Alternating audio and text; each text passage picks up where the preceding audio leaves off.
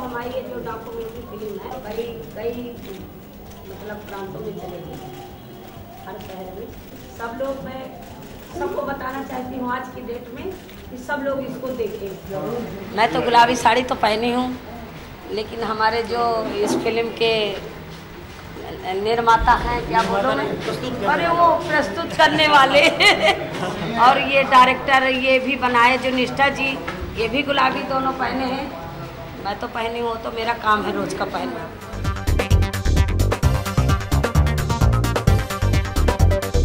इसका सवाल का जवाब दे दीजिए कि आपने अपने गुट को गुलाबी गैंग नाम क्यों दिया? देखिए, हम अपने गुट को गुलाबी गैंग इसलिए नाम रखा है कि पहले नहीं था गुलाबी। पहले तो हम काम करते थे, और जब हमारे साथ 10,000 औरतें हो गई तो हम कहीं जाते थे तो हम भटक जाते थे, एक दूसरे को पहचान नहीं पाते थे। तो हमने एक ड्रेस चुना। ड्रेस में क्या आया कि हम कौन सा ड्रेस लें। तो जब हम साड़ी खरीदने गए तो हमको पहला ये नीला नीला दिखा, तो हमने कहा ये तो मायावती का ड्रेस है। फिर हम पीले में आ गए, तो पीले में गायत्री परिवार वालों का हो गया। इसके बाद में तमाम ऐसे कलर मिले जो पार्टी से अटैच थे, तो गुलाबी नहीं किसी पहना, वो बस हम उसी को ले आए और जैसे पहने और हम अपने यहाँ गए नारा लगाते लगाते एक सड़क का मुद्दा लेके। तो उस दिन हम डीएम को पैदल चला दिया। उन्होंने पूछा ये क्या है, ये क्या? अरे हम कहा आप कौन है, क्या पूछ रहे हो, इस तरह की बात है, जैसे कोई जानवर हो। तो हम औरतें हैं, साड़ी पहने, और बताओ क्या है। उन्होंने कहा अच्छा तो इस तरह चिल्ला रही हो। मैंने कहा जनता का हक नहीं मिलेगा, चिल्लाएगी जनता। तो उस दिन फिर हमने उनका रोड जाम कर लिया और एक घेर के बैठ गए। फिर वो उनसे हमसे माफ़ी मांगा और हम काम करवाएंगे। उसी दिन से हमारा नाम पड़ गया गुलाबी गैंग।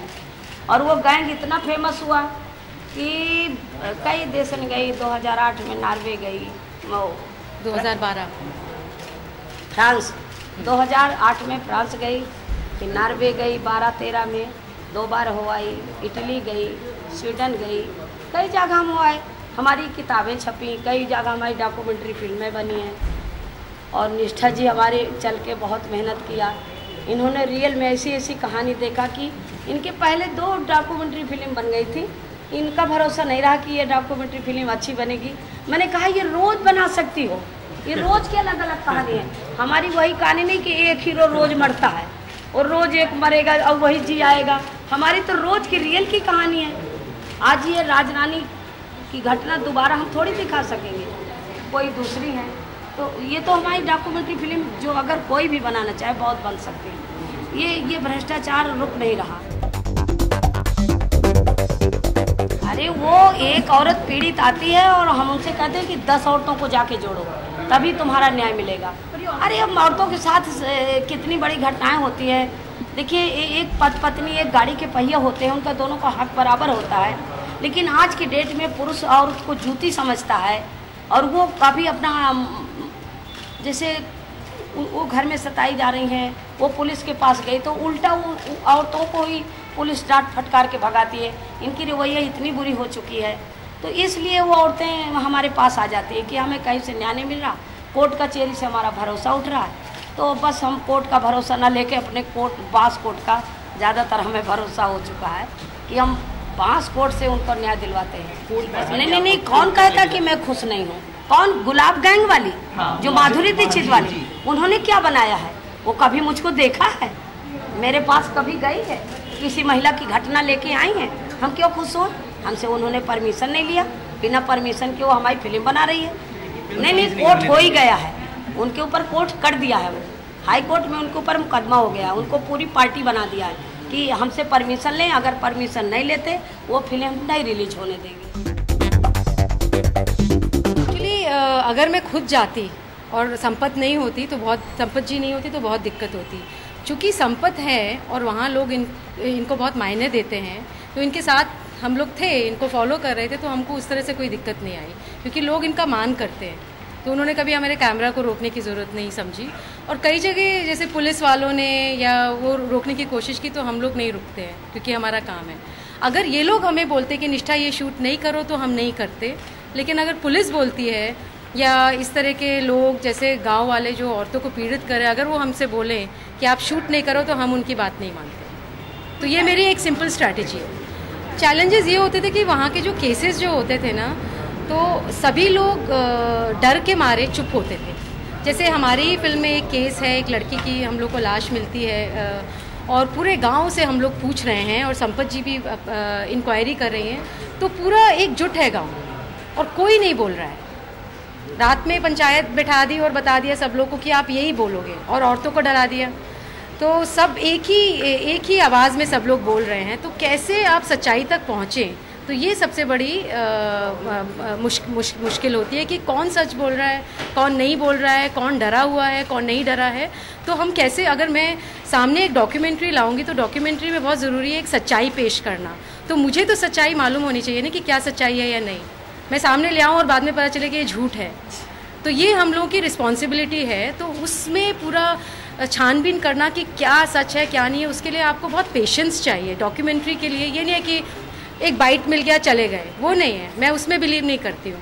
तो हम रोज़ाना 5-5 घंटे हम लोग ट्रैवल करते थे, दूर दूर गांव में जाते थे, इनके साथ होते थे, और जो दूसरा जिला के कमांडर हैं उनके साथ हम लोग रात दिन में 10-10, 12-12 घंटे ऐसी जगहों में जाते थे जहाँ गाड़ियाँ नहीं जाती हैं, चल चल के पूरा दिन कैमरा और पूरा सब इक्विपमेंट उठाकर हर जगह जाना। अगर एक गांव की ये कहानी है, जैसे वो लड़की मरी है तो उसकी माँ के पास गए जो कि 200 किलोमीटर दूर है। तो ये इसके लिए पेशेंस ज़रूरी है और हार नहीं मानना। हम लोग 5 महीने तक शूटिंग करते ही रहे हर केस का, जब तक हमें ये पूरी तरह से एश्योरेंस नहीं हो गया कि हाँ ये जो हम बात कर रहे हैं वो जो मैं सामने प्रस्तुत करूँगी फिल्म के अंदर, मैं I am sure that this is right.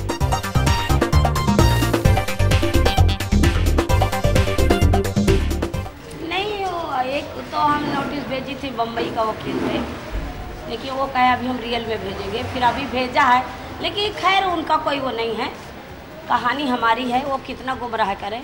वो एक बार कहे तो दें कि ये संपत की कहानी नहीं, तो हम उनसे पूछना शुरू कर देंगे कि फिर उत्तर प्रदेश में किसका गैंग है, और ये भी पूछूंगी कि किसकी कहानी आप बना रहे हो, जो कि उसमें उत्तर प्रदेश, बुंदेलखंड और सबसे पहले गैंग किसने बनाया। गैंग के लिए हमें बहुत बहुत झेलना पड़ा है, हमको नक्सली कहा गया, हमको मायावती मुलायम सिंह एक तरह से हमारी जांच करवाई, और जांच में हमको एक भी डर नहीं लगा कि अगर हम गरीबों की आवाज़ उठा रहे हैं तो चलो नक्सली कहो, हमको वो भी स्वीकार है, हम डरते नहीं हैं। तो ये हम इसको नहीं डरते, लेकिन ये जो हमारे साथ ये खिलवाड़ कर रही हैं, तो हम उनको परमिशन तो तभी देंगे जब वो रज्जों से नाम संपत करेंगी और गुलाब से गुलाबी करेंगी, और वो हमसे पूछेंगी और हमसे परमिशन लेंगी, तब वो रिलीज होगी। नहीं वो फिल्म का तो सपना न सोचे अनुभव सिन्हा कि मेरी फिल्म 7 मार्च को रिलीज होती, उनकी 7 मार्च को रिलीज होगी, अब मैं 2 मार्च को वहीं अन्ना जैसे अनशन करूँगी, तब समझ में आ जाएगा कि महिलाओं में क्या ताकत होती है। और ऐसी फिल्म ऐसा संदेश दूंगी पूरी दुनिया को कि आज ये जो गंदी गंदी पिक्चर बनाते हैं, गंदे गाना गाते हैं, तू चीज़ बड़ी है मस्त मस्त, ये औरतों का तमाशा बना रखा है इन्होंने, इनको सीख जाएंगे। अभी तो देखो हम उतना बड़ा नहीं कर रहे, अभी हम महिलाओं तक है कि उनका न्याय मिले, लेकिन ये जो गाना बनाते हैं, गंदी पिक्चर दिखाते हैं, अगर मैं एक झटका मार दूं तो सारी औरतें लेके सेंसर बोर्ड का घेराव कर देंगी कि नहीं खबरदार, अब ये गाना नहीं होगा। मुझे नहीं पता, मैं तो सिर्फ गुलाबी गैंग को जानता हूँ, डॉक्यूमेंट्री को जो मैंने देखी, जो मुझे बहुत पसंद आई, और मुझे लगा कि ये संवाद मीडिया के साथ करना बहुत ज़रूरी है, इस फिल्म को लोगों तक पहुंचाना बहुत ज़रूरी है। तो मैं तो गुलाबी गैंग का दीवाना हूँ, गुलाबी गैंग का प्रशंसक हूँ, मैं ये बात कहना चाहूँगा। हम वही कोशिश कर रहे हैं, आपने बिल्कुल सही सवाल किया कि डॉक्यूमेंट्री लोगों तक पहुँच नहीं पाती है, क्योंकि यहाँ पर इंडिया में हमारे यहाँ वो सिस्टम बनी नहीं है कि डॉक्यूमेंट्री को लोगों तक पहुँचाया जाए। और सेकंड, लोगों में ये बहुत गलत फहमी है कि डॉक्यूमेंट्री फिल्म है तो वो बोर ही होगी। अगर आप ये गुलाबी गैंग देखोगे तो मुझे नहीं लगता कि आप उठ पाओगे इस फिल्म को देखोगे। बहुत ही एंटरटेनिंग, बहुत ही एंगेजिंग फिल्म है ये डॉक्यूमेंट्री फिल्म। तो ये बात होना बहुत ज़रूरी है कि डॉक्यूमेंट्रीज़ को रिलीज़ मिले, लोगों तक डॉक्यूमेंट्रीज़ पहुँचे। और रहा जहाँ तक यूथ का सवाल, तो हमने शिप ऑफ थीसिस में हमारी फिल्म लोगों तक पहुँचाई है, तो हमने सोशल मीडिया को बहुत का यूज़ किया है। तो हम ट्विटर, फेसबुक ये सब चीज़ें यूज़ कर रहे हैं। यूट्यूब पे हमारे ट्रेलर है और जो भी मीडिया से मदद मिल पा रही है तो वो लेने की कोशिश कर रहे हैं।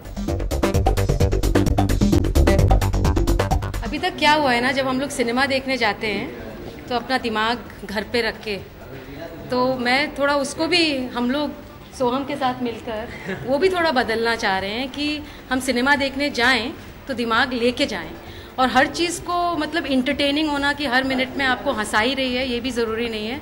मुझे लगता है कि लोग चाहते हैं आज कि हम अपने देश की असलियत देखें, और वो बहुत मतलब वो आएंगे और देखेंगे, अगर उनको मौका मिलेगा तो वो उनको ज़रूर अच्छा लगेगा।